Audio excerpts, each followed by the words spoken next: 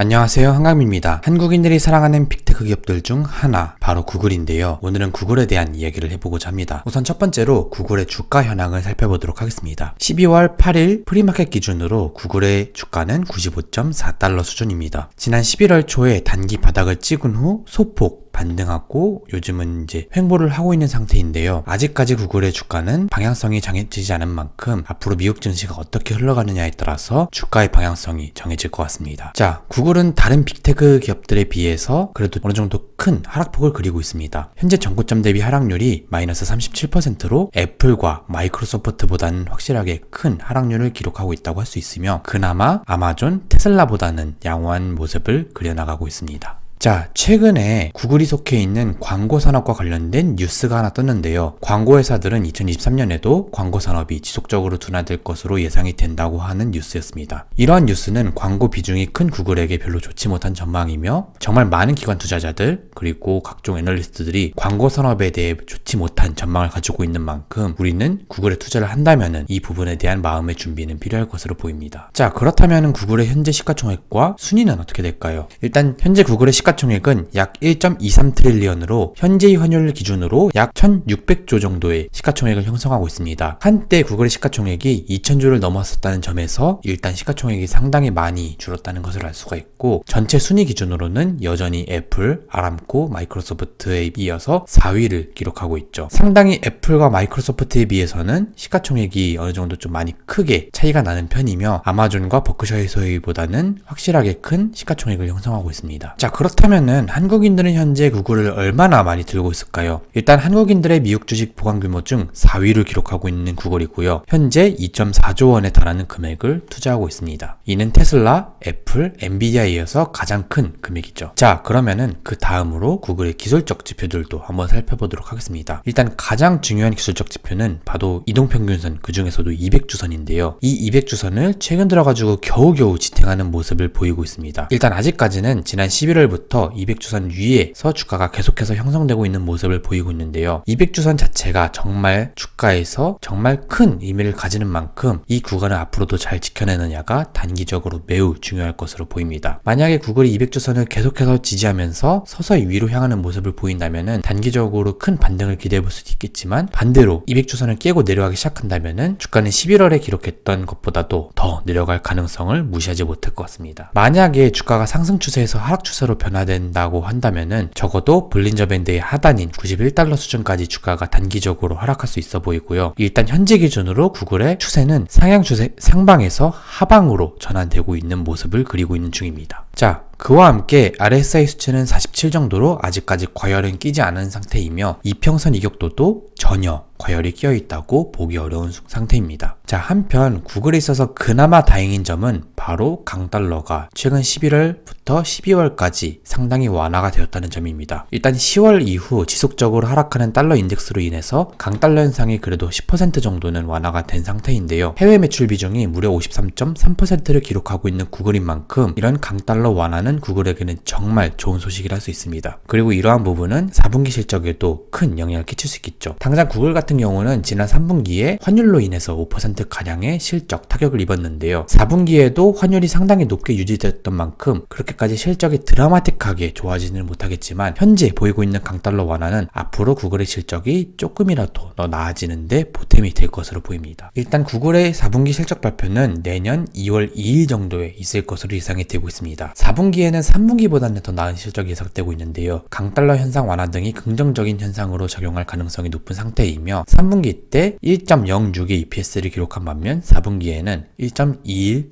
EPS가 나올 것이라고 보여지고 있습니다. 자, 한편 최근에 구글 관련된 뉴스가 하나 있었는데요. 바로 미국 국방부, 즉 펜타곤에서 진행하는 90억 달러 규모의 제다이 클라우드 프로젝트에 구글까지 포함이 되었다는 점입니다. 처음에는 마이크로소프트에서 시작해서 아마존 그리고 그 뒤를 이어서 구글과 오라클까지 이 프로젝트에 합류할 수 있게 된 것인데요. 당초에는 구글이 이 프로젝트의 대상에 속히지 않다가 최근에 들어가지고 속하게 되었다는 점에서 이러한 부분은 구글에게는 또 다른 기회가 열렸다고 할 수가 있겠습니다. 현재 구글의 밸류에이션은 PE 19 수준으로 실적 대비 역사상 가장 저렴한 밸류에이션 수준을 계속해서 유지하고 있습니다. 특히나 올해 들어가지고 이게 실적 대비 주가가 점점 더 저렴해지고 있는 상태인데요. 이는 구글이 그동안 구글의 역사 동안 기록했던 밸류에이션 수준 중에서도 가장 낮은 구간이라는 점을 감안할 때 얼마나 구글의 주가가 실적 대비 매력적인 구간인지를 알 수가 있습니다. 그 외에 1년 미래 실적 예상치를 가지고 계산하는 포워드 PE는 18.09 수준으로 23년도에는 약 11%의 실적 성장이 있을 것이라고 예상이 되는 중입니다. 구글의 경우 현재 기준으로 주저 현황을 살펴보자면은 기관의 비중이 65.2%로 상당히 높은 것을 알 수가 있고요. 개인의 비중은 겨우 22.1%, 그리고 마지막으로 내부자 비중이 12.6%를 기록하고 있습니다. 내부자 같은 경우는 여전히 공동 창업자인 레리 페이지와 세르게이 브린이 영향력이 상당히 크다고 할 수 있으며 그 외에 뱅가드, 블랙록, 스테이트 스트리트 같은 거대 자산운용사들이 가장 높은 지분을 가지고 있습니다. 자, 구글의 공매도 비중은 현재 0.9%로 공매도 자체는 그다지 문제가 없다고 볼 수가 있겠습니다. 당장 공매도 잔고 숫자도 지난 9월에 비하면은 상당히 많이 안정화되어 있다는 것을 살펴볼 수 있으며 이에 따라서 구글에 대한 공매도 공격은 최근에는 그렇게까지 없었다라고 판단을 해볼 수가 있겠습니다. 이제 마지막으로 구글의 투자자 포지션도 살펴볼 텐데요. 현재 투자자 평단가는 $95 수준으로 지속적으로 하락한 주가 때문에 위에 상당히 많은 매물대가 쌓여있는 상황입니다. 앞으로 구글의 주가가 계속해서 위로 올라가려면은 95에서 $100, 110에서 $118 구간에 쌓여있는 거대한 매물대를 모두 뚫어야 전고점을 회복할 수 있는데요. 그런 만큼 구글이 다시 전고점을 회복하러 가는 길은 생각보다